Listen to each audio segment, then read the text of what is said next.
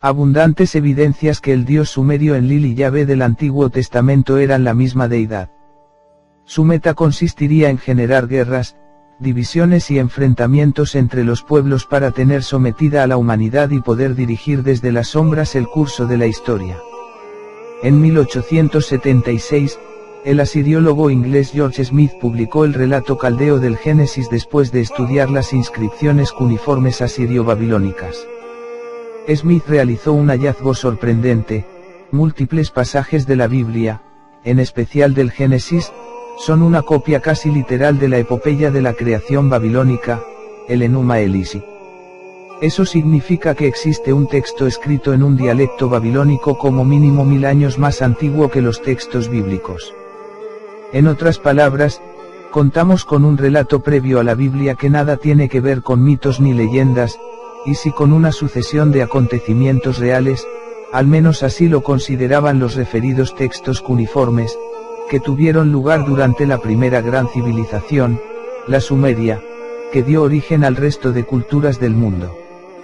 El nexo que establecemos entre la cultura sumeria y la hebrea nos permite aproximarnos a una visión revolucionaria y reveladora sobre qué o quién se esconde detrás de los grandes mitos bíblicos. En el panteón sumerio se veneraban un total de 23 deidades, conocidas como los Anunnaki, una raza de criaturas suprahumanas a quienes se les adjudicaba la creación misma del ser humano. Uno de sus más altos mandatarios era Enlil, conocido como el dios del viento y las tormentas, considerado el comandante supremo de una misión terrestre. Enlil era célebre por su crueldad con el ser humano, y su sed de conquista le llevó a enfrentarse a otras deidades, como su propio hermanastro Enki, señor de la tierra, un dios benévolo que hizo al hombre depositario del conocimiento espiritual. En textos sumerios leemos que Enki fue el padre de la humanidad, quizá una especie de genetista que hibridó sus genes Anunnaki con los homínidos neandertalensis, fruto de lo cual emergería el Homo sapiens. Los dioses sumerios conocidos como Anunnaki eran unas criaturas sobrehumanas con la capacidad de volar. Los Anunnaki recurrieron a las llamadas diosas procreadoras para que incubaran a un trabajador primitivo. Habrían tomado el óvulo de una hembra neandertal, fertilizándolo con su esperma y reimplantándolo de nuevo en la misma hembra homínida. Pero el resultado fue un fracaso: los niños que nacían no daban destellos de raciocinio. Aquellos prototipos simiescos no les servían, puesto que no estaban capacitados siquiera para manejar las herramientas.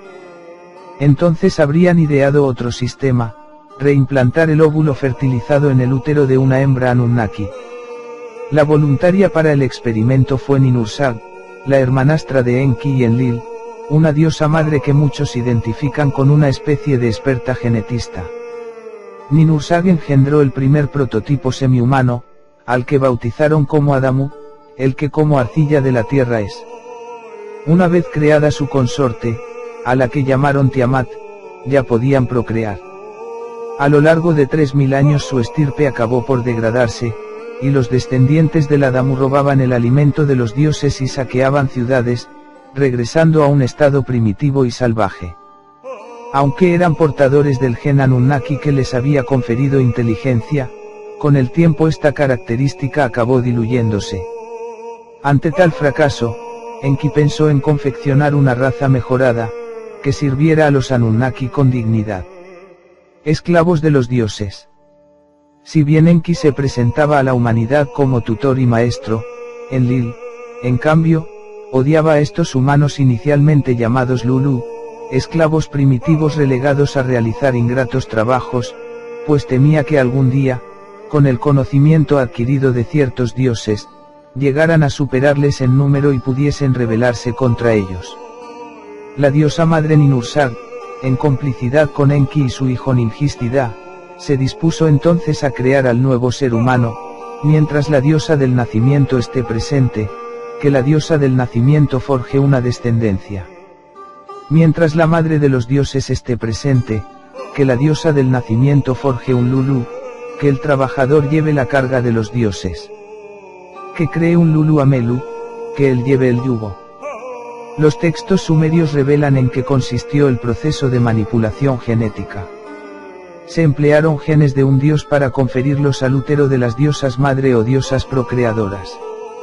Los escritos se refieren al útero como arcilla, clara metáfora de un contenedor de vida. Prepararé un baño purificador, que un dios sea sangrado, de su carne y sangre, que Ninti mezcle la arcilla. Más adelante, a Ninhursag se une otra diosa madre, Ninki, la esposa de Enki. El proceso les permite elegir el sexo de los Lulu, realizando cada vez 14 inseminaciones, con 7 machos y otras tantas hembras. Ninti pellizcó 14 trozos de arcilla, depositó 7 a la derecha, depositó 7 a la izquierda. Ninki, mi esposa diosa será la que afronte el parto. 7 diosas del nacimiento estarán cerca para asistir. El destino del recién nacido tú pronunciarás, Ninki fijará sobre él la imagen de los dioses, y lo que será él es hombre. Transcurren 9 meses y no se producen los nacimientos. Al empezar el 10º mes, los Anunnaki recurren a la cesárea. Ninti cuenta los meses. Al destinado 10º mes llamaron, la dama cuya mano abre llegó. Con él, ella abrió el útero. Su rostro brilló de alegría. Su cabeza fue cubierta, hizo una abertura, lo que estaba en el útero salió. Cuando surge el primer prototipo, Ninhursag lo alza en brazos y grita, lo he creado. Mis manos lo han hecho. Sin embargo, la perspectiva tradicional de la biología evolutiva da por hecho que la teoría de Charles Darwin sobre la evolución de las especies es completamente verídica, a pesar de que carecemos de informaciones sobre varios eslabones perdidos en el proceso evolutivo de los humanos. A la vista de lo expuesto hasta ahora, lo más probable es que no aparezcan nunca. Ingenieros genéticos. El milagroso salto evolutivo que dio lugar a lo que somos ahora semeja más un laborioso trabajo de ingeniería genética. También resulta sorprendente que culturas tan avanzadas como la Sumeria florecieran de la noche a la mañana, sin que dejaran rastros de sucesivas etapas de evolución que indiquen un progresivo avance cultural, arquitectónico o matemático. Al contrario, en un periodo relativamente corto, el ser humano primitivo emergió de la nada, levantando imperios y civilizaciones muy avanzadas en diversas áreas del saber. El origen de tales progresos lo escribieron hace miles de años nuestros ancestros. Ellos insistieron en apuntar hacia las estrellas, hacia los dioses, hacia seres muy avanzados que un día se asentaron en nuestro mundo. Cuando acudimos al libro del Génesis, leemos cómo Yahvé ordenó la creación del ser humano, hagamos al hombre a nuestra imagen, conforme a nuestra semejanza, y tenga dominio sobre los peces del mar, las aves del cielo, el ganado, y en toda la tierra, y sobre todo animal que se desplaza sobre la tierra. Génesis 1, 26. Pero a Yahvé se le escapa un detalle. Habla en plural. Somos producto de una ingeniería genética extraterrestre. Aunque en la Biblia aparece constantemente la palabra cananea Elohim, que los hebreos utilizaron para designar a Dios en singular, también se traduce como poderoso. Y si bien en términos genéricos Elohim es singular, en otras partes se da a entender que no solo hay un Dios, sino varios. O cuanto menos, Yahvé parece contar con otras entidades que están a su servicio. Efectivamente, en los textos sumerios se relata que Adán fue el resultado de lo que muchos interpretamos como una fertilización in vitro. Hemos apuntado anteriormente que los diseñadores genéticos habrían sido los dioses Enki, su hermanastra Ninhursag y Ninhistida. Los tres habrían tomado el óvulo de una hembra neandertal, fertilizándolo con su esperma y reimplantándolo en el útero de Ninhursag, la diosa madre de la humanidad. Varios nombres para una misma deidad. En el Antiguo Testamento, concretamente en Jubileos 3, 3-5, leemos que después de crear a Adán, Yahvé ordenó a sus subalternos, los ángeles que trabajaban para él, que confeccionaran una hembra como compañera de éste. El Señor nos dijo, no es bueno que esté el hombre solo, hagámosle un auxiliar como él. Y el Señor nuestro Dios le infundió un sopor, de manera que se durmió. Tomó para formar a la mujer uno de sus huesos. Y así lo hizo. Y arregló con carne su lugar tras formar a la mujer. Enlil adoptó diferentes nombres en función de las culturas que fue gobernando. En Canaán, Siria y Palestina lo veneraban como el Dios, el primero que se autoproclamó Dios absoluto en un sentido monoteísta. Con esta misma premisa se presentó Enlil como el Elian o el Shaddai, atributos concernientes a su poder de soberanía, a los patriarcas hebreos Abraham, Isaac y Jacob. Luego cambió su nombre por Yahvé, el Dios creador del universo, cuando se mostró ante Moisés. El plan de Enlil, presentándose esta vez como Yahvé, consistente en tomar a Israel como el pueblo elegido, tenía desde el principio el objetivo de manipular las creencias de éste, estableciendo una religión basada en unas leyes inamovibles y favoreciendo los enfrentamientos con los egipcios, los babilonios o los persas, lo que se traducía siempre en un derramamiento de sangre constante. Yahvé era un Dios cruel que exigía sacrificios en masa, primero de animales y luego, bajo la excusa del castigo, de seres humanos, Yahvé envió una epidemia a Israel, desde aquella mañana hasta el tiempo señalado, y murieron 70.000 hombres del pueblo, desde Dan hasta Berseba. 2 Samuel 24, 11-15. En Éxodo 32, 26-28, Yahvé ordena a Moisés, ponga cada cual la espada a su lado, pasad y traspasad por medio del campamento desde una puerta a otra puerta, y cada uno mate aunque sea al hermano, y al amigo y al vecino. En un solo día 23.000 personas fueron pasadas a espada. Cuando Yahvé ayudó a los judíos a escapar de Egipto, los amalecitas se interpusieron en su camino. Pasados unos siglos, Yahvé no solo no había olvidado aquel incidente, sino que hizo exterminar así a sus habitantes, he decidido castigar lo que hizo Amalek a Israel, cortándole el camino cuando subía de Egipto. Ve pues, Saúl y hiere a Amalek, y destruye todo lo que tiene. Y no te apiades de él, mata a hombres, mujeres, niños y aun los de pecho, vacas, ovejas, camellos y asnos. Y Saúl derrotó a los amalecitas y tomó vivo a Agag, el rey de Amalek, pero mató a todo el pueblo a filo de espada. Su maldad se hacía especialmente extensible hacia las mujeres. En Deuteronomio 22, 13-21 leemos, si un hombre descubre en su noche de bodas que su mujer no es virgen, debe apedrearla hasta la muerte. Consejos muy didácticos, que cristalizaron en leyes que sentenciaban a muerte casi por cometer cualquier tontería. Yahvé también mostraba una gran sensibilidad, en lo que concierne a la educación de los hijos. Si alguien tiene un hijo rebelde que no obedece ni escucha cuando lo corrigen, lo sacarán de la ciudad y todo el pueblo lo apedreará hasta que muera. Deuteronomio 21, 18-21. Cruel y vengativo.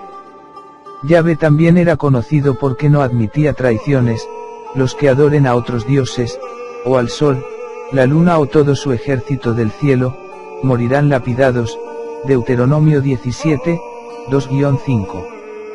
Y no solo promovía la esclavitud, sino que la establecía como un derecho legítimo. Si un esclavo está contento contigo, tomarás un punzón y le horadarás la oreja y te servirá para siempre. Y lo mismo le harás a tu esclava. Deuteronomio 15, 16-18. En el siguiente pasaje de Números 15, 32-40 comprobamos qué era lo que Yahvé entendía por justicia. Estando los hijos de Israel en el desierto, hallaron a un hombre que recogía leña en día de reposo. Y los que le hallaron recogiendo leña, lo trajeron a Moisés y a Aarón, y a toda la congregación, y lo pusieron en la cárcel, porque no estaba declarado qué se le había de hacer. Y Jehová dijo a Moisés, irremisiblemente muera aquel hombre, apedréelo toda la congregación fuera del campamento. Entonces lo sacó la congregación fuera del campamento, y lo apedrearon, y murió, como Jehová mandó a Moisés. La nación de Moisés cruzó el Mar Rojo gracias a las extraordinarias capacidades de Yahvé, que hizo que se abrieran las aguas. Yahvé sentenciaba a muerte casi por estornudar. He aquí unos ejemplos. Si la hija de un sacerdote se prostituye, será quemada viva. Levítico 21, 9. El que pegue a su padre o a su madre, morirá. Éxodo 21, 15. Si alguno yace con la mujer de su padre, morirán los dos. Levítico 8 y 11. Si un hombre yace con su nuera, los dos morirán.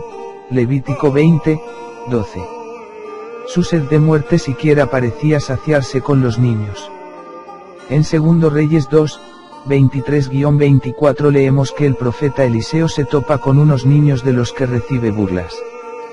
El castigo del Señor no tardó en llegar, después subió de allí a Betel, y subiendo por el camino, salieron unos muchachos de la ciudad, y se burlaban de él, y mirando él atrás, los vio, y los maldijo en el nombre de Jehová. Y salieron 2 osos del monte, y despedazaron de ellos a 42 muchachos. Hipnosis planetaria. En su libro La conspiración del ángel Gabriel, el experto bíblico David Kanga hace la siguiente reflexión: esta entidad, Yahvé, es adorada actualmente por los 14 millones de judíos, los 2.200 millones de cristianos y también por los 1.800 millones de musulmanes, ya que el Dios del Islam, el Dios mencionado en el Corán, aunque es llamado Alá, es para los musulmanes el mismo Dios de las escrituras hebreas y los evangelios. Esto nos da como resultado que de los actuales 7.000 millones de habitantes del planeta Tierra, 4.014 millones, casi el 60%, adora a un Dios bárbaro que se jactaba de ser celoso y vengativo, que pedía que se le presentaran extrañas ofrendas rituales consistentes en animales descuartizados puestos al fuego, que ordenaba robos y quemar mujeres vivas, que asesinaba sin compasión a niños de pecho por faltas cometidas por los padres de estos. Es algo que me desconcierta desde hace varios años. Este fenómeno me resulta intrigante, porque pareciera que ese casi 60% de la población mundial que lo adora, está sometida a una especie de hipnosis o bloqueo mental, que le impide abandonar el culto claramente irracional a este ser. En muchos pasajes bíblicos se describe cómo es el vehículo aéreo en el que viaja Yahvé. Durante el día es una nube y por la noche aparece como una columna de fuego. En ocasiones, Yahvé disponía de ángeles, que le ayudaban en sus acciones. Yo soy Rafael, uno de los 7 ángeles que están al servicio de Dios y que pueden entrar ante su presencia gloriosa. Tobías 12:15. Estos ángeles son los subordinados de quien se supone está al mando, y ejecutan sus órdenes, por crueles que sean. Por ejemplo, cuando el asedio de los asirios contra los judíos pone en peligro sus planes, aconteció que aquella misma noche salió el ángel de Yahvé e hirió a 185.000 en el campamento de los asirios. Se levantaron por la mañana, y he aquí que todos ellos eran cadáveres. Yahvé era una nube voladora que de noche alumbraba el camino de los huidos de Egipto. Una masacre de 185.000 hombres en una noche. ¿Qué clase de armamento utilizaron para semejante barbarie? Los textos describen ejércitos de escuadrones en el cielo, y armas que disparaban rayos y producían ceguera, por lo que se puede deducir que se refieren a modernas armas de plasma, que causan un destello cegador. La misma crueldad que Yahvé manifestaba el dios sumerio Enlil hacia los hombres, cuando decidió exterminarlos con un diluvio universal: destruiré al habitante de la tierra que he creado y lo echaré de la faz de la tierra. Porque Enlil y Yahvé eran la misma entidad sanguinaria y vengativa, expresándose en 2 culturas diferentes. Yahvé era Enlil. El comportamiento y personalidad cruel y sanguinaria del Yahvé bíblico sigue el mismo patrón del Enlil sumerio. Ambos se expresan con el mismo egocentrismo, las mismas pautas de odio, venganza y recelo hacia el ser humano, las mismas estrategias para generar guerras y matanzas entre ellos, los mismos engaños, las mismas falsas promesas, las mismas exigencias de adoración, los mismos rituales de sacrificios animales, la misma motivación para fundar religiones y dogmas a fin de controlar a la población y la misma manipulación para dividir pueblos. Conspiración cósmica. Pero lo más importante es que el dios sumerio Enlil era el máximo soberano en la tierra, que contaba entre sus filas a los mejores ejércitos y la más avanzada logística a su disposición, para fabular el teatro y el engaño que lo lleva a revestirse con el disfraz de la divinidad ante los seres humanos. Exactamente idéntica firma de soberanía y mandato supremo mostraba Yahvé. Los dioses, supeditados a Enlil, instauraron culturas y pueblos para hacerlos enfrentar entre sí como piezas en un tablero de ajedrez. Todo esto sin otra finalidad que la obtención de dolor, entendido como vibración energética susceptible de ser absorbida. Es precisamente a través de la creación de un linaje real como los dioses establecieron una monarquía que impusiera sus decretos, eligiendo a unos pocos humanos con los que se mezclaron sexualmente, esparciendo su línea sanguínea. El ejemplo más ilustrativo fue David, el rey de Israel, sin duda el más preciado personaje bíblico de Yahvé, quien según muchos expertos no era hijo de Isaí, sino del propio Enlil Yahvé. En la Biblia se citan los extraños prodigios y cualidades suprahumanas de David, que no pertenecían a un humano corriente. He venido a ser extraño a mis hermanos, y extranjero para los hijos de mi madre. Salmo 69, 8. Y razones tenía para afirmarlo. David era muy diferente de sus hermanos. Tenía el pelo rubio, ojos azules y piel rosada, como los ángeles de Yahvé, por lo que fue menospreciado por sus padres. David mató de una pedrada a Goliat, uno de los campeones más admirados de los filisteos, para luego cortarle la cabeza. Aún tras haberlos humillado de forma tan contundente, años después David huyó de las garras de Saúl para refugiarse con los filisteos, y convivió con ellos sin que ninguno se atreviera a tocarle. ¿Qué clase de hombre era David, cuyo poder frenaba en sus enemigos la tentación de la venganza?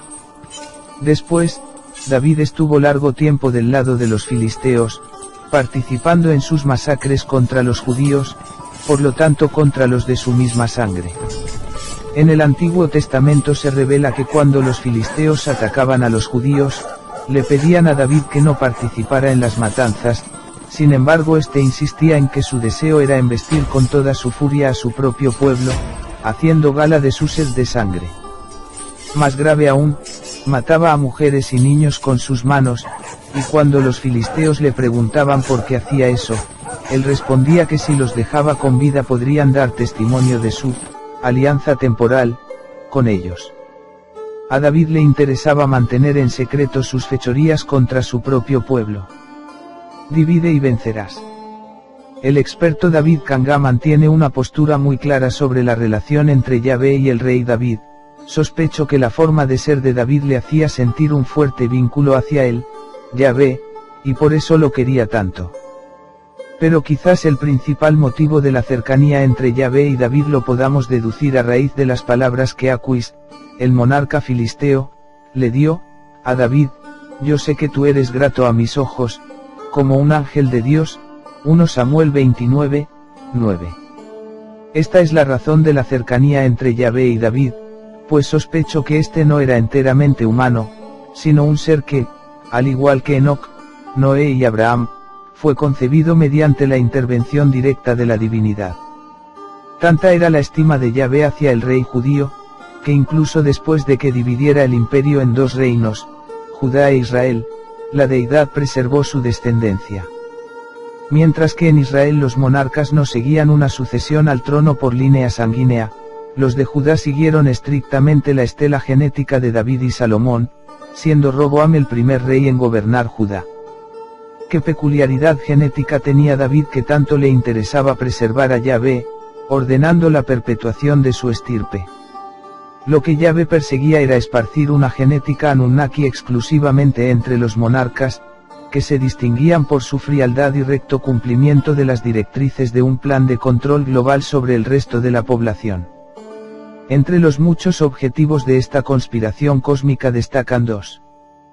Crear un velo de confusión y división de razas y naciones que favorezca el conflicto, lo que se traduciría en dolor como alimento o sustrato vital para estos seres de baja densidad. Impedir el acceso al conocimiento espiritual y moral del ser humano, para que no detecte quiénes son los carceleros que aprisionan su consciencia y no pueda así adquirir suficiente poder conceptual para liberarse y crecer como individuo independiente y para escapar a un sistema de control que lo reduce a un mero títere cruelmente condicionado a una existencia autómata. Ondas cerebrales, alimento de los dioses. Muchas personas realizan la siguiente afirmación: si los extraterrestres quisieran invadirnos y destruirnos con su avanzada tecnología, ya lo habrían hecho. Pero la realidad es muy distinta, mucho más compleja e inquietante. En primer lugar hay que matizar que la humanidad no va a ser invadida, porque ya lo ha estado desde siempre. Nos enfrentamos a entidades que son verdaderos maestros del engaño, capaces de inocular veneno en nuestra conciencia. Un veneno que corroe nuestras mentes pero que nosotros percibimos bajo la máscara de una falsa libertad. Desde mi punto de vista, a estas entidades no les interesa acabar con nosotros, sino nutrirse con la energía emocional que desprendemos. Podrían destruirnos si quisieran. Por supuesto, pero no es esa su intención. Entonces, ¿para qué nos manipulan? ¿Por qué tanto interés en mantenernos en la ignorancia y divididos en fronteras y estados, identidades nacionalistas y culturas opuestas en lenguajes, tradiciones y costumbres? ¿Por qué las religiones hablan de dioses justos y, sin embargo, su vasta proliferación solamente ha causado muertes y desolación? ¿Acaso estos mismos dioses son quienes mueven este engranaje de fanatismo a través de los dogmas que han conformado todos los credos religiosos y las leyes que han levantado las naciones? Su estrategia se basa en el divide y vencerás. Desde mi punto de vista, a estas entidades no les interesa exactamente destruirnos, sino que constituimos su fuente de alimento.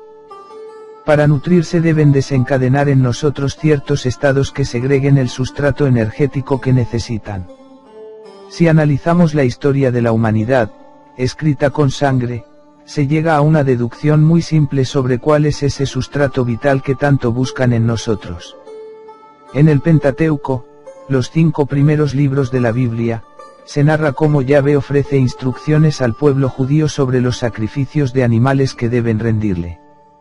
A estas matanzas se les denominaba holocaustos. Su exposición es tan detallada que más que un ritual, parece un libro de cocina. Sin embargo, para Yahvé no es suficiente la muerte de un ser vivo, sino que hay que descuartizarlo, desollarlo, licuar las grasas de los intestinos y quemarlo. Todo se dispone siguiendo un riguroso proceso en el que cada detalle cumple con una función: la muerte del animal, la devoción del verdugo, el fuego, el humo, los aromas. Yahvé justifica todo este complejo procedimiento afirmando que su suave olor le apacigua. ¿Se trata solo de eso? ¿De un simple aroma? Por supuesto que no. En 2 Crónicas 7, 3-5 leemos: entonces, todos los hijos de Israel, viendo descender el fuego y la gloria de Yahvé sobre la casa, se postraron sobre el pavimento, adoraron y alabaron a Yahvé. Luego el rey y todo el pueblo ofrecieron sacrificios ante Yahvé. El rey Salomón ofreció en sacrificio 22.000 bueyes y 120.000 ovejas. ¿De qué manera podemos calificar a un Dios que ordena la masacre de 142.000 seres vivos en un solo día? La granja humana. Desde mi punto de vista, los dioses extraterrestres desean que emitamos ciertas frecuencias cerebrales. Estas ondas son incluso capaces de afectar a la materia. Cuando sentimos amor, generamos unas ondas de frecuencia que se desplazan muy rápidamente. La vibración es tan alta que amplifica nuestra red sensorial. Cuando sentimos miedo, que es lo opuesto a la armonía, la onda que emitimos es lenta y larga, casi lineal, y bloquea nuestra red sensorial. El japonés Masaharu Emoto, autor del libro Los mensajes del agua, demostró en varios experimentos que nuestros estados de ánimo pueden influir en las moléculas de agua. El procedimiento de Emoto es sencillo: coloca varios recipientes del líquido elemento divididos en grupos. Sobre algunos, cierto número de personas proyectan sentimientos de odio y rabia, mientras que sobre otros recipientes emiten sentimientos de agradecimiento y de paz. Después, Emoto congela el agua, tomando diversas fotografías de las moléculas heladas. El resultado es más que sorprendente. El líquido elemento sometido a un bombardeo de amor presenta unas formaciones cristalinas y armónicas. Sus moléculas son blancas, relucientes y crean figuras geométricas de gran belleza. En cambio, las moléculas sometidas a odio son amarillentas, con formaciones desproporcionadas y estructuras caóticas y fragmentadas. Masaharu Emoto mostró que nuestro estado de ánimo puede influir en las moléculas de agua. Si nuestra mente puede influir a tal nivel en el agua, y aceptamos la existencia de estos seres no humanos que han manipulado a la humanidad a lo largo de la historia, es tan descabellado apuntar la posibilidad de que nuestras emisiones emocionales sirvan de alimento para estas entidades que pasan desapercibidas para nuestro radio de percepción. El ya desaparecido escritor Juan G. Atienza se expresaba en este mismo sentido en su libro La Gran Manipulación Cósmica. He hablado de nutrición y he querido expresar precisamente eso: nutrición, canibalismo, alimento, comida, subsistencia, vitaminas y proteínas e hidratos de carbono, o la materia o la energía que puede servir de sustitutivo o de complemento nutricio a las entidades que, sin saberlo nosotros racionalmente, están ahí y nos manipulan, porque ese es su derecho dimensional y natural, el de manipularnos, exactamente lo mismo que nosotros, los amos del mundo. No lo olvidemos, estamos o nos consideramos en el derecho de devorar y dirigir y manipular a los seres de conciencia dimensional inferior. Pensemos en el pastor, consentiría en que sus ovejas, sus cabras, sus vacas o sus cerdos comenzasen a expresar su deseo de libertad y de independencia, y se negasen a obedecer sus órdenes o las órdenes secundarias de los perros. ¿Comprendería acaso que esos seres tienen derecho, cósmico derecho, si queremos, a elegir el momento, la circunstancia y el lugar de su propia evolución hacia estados de conciencia superiores? No. En busca de la libertad. Pero ¿cómo salirse de esta red de bajas vibraciones que estas entidades han tejido a nuestro alrededor? ¿Dónde está la clave para liberarse? Sin duda, la única vía es dejar de ser alimento. Para alcanzar ese estado, deberíamos cambiar la frecuencia vibracional del miedo y la ansiedad que nos convierte en generadores de bajas vibraciones, lo que constituye un sustento energético de estos seres. Parece que las ondas cerebrales que estas entidades no humanas pretenden obtener de nosotros son las gamma, que oscilan más allá de los 20 Hz y que se generan debido al pánico y la ansiedad. Bajo el estado de dichas ondas, los neurotransmisores están tan alterados que imposibilitan el sueño nocturno, lo que nos convierte en individuos estresados. En definitiva, pienso que los dioses de la antigüedad no son mitos, sino entidades extraterrestres, entendido el término extraterrestre como venidos de fuera de la Tierra, sin entrar en su origen físico, dimensional, etc., que llevan manipulando a la humanidad desde el principio de los tiempos. Suscríbete para más artículos y vídeos interesantes y no olvides dar me gusta al vídeo. Hasta la próxima.